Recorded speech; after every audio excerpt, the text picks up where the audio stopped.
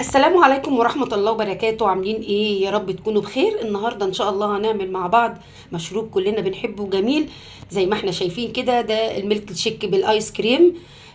طريقة بسيطة وجميلة وان شاء الله يعجبكم. ويلا بينا نصلي على الرسول ونشوف الطريقة ازاي.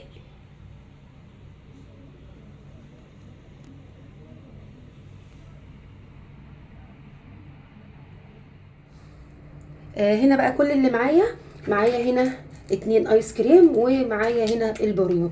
كل اللي هنعمله نحط كوبايتين اللبن، وهنا كده، وهنحط البوريو،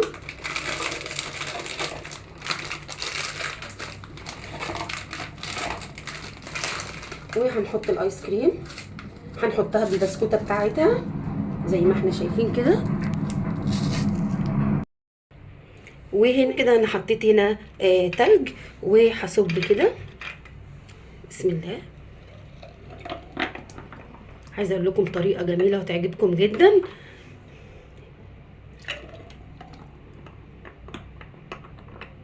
زي ما احنا شايفين هنا اهو، في هنا كمان حبه نحطهم كده،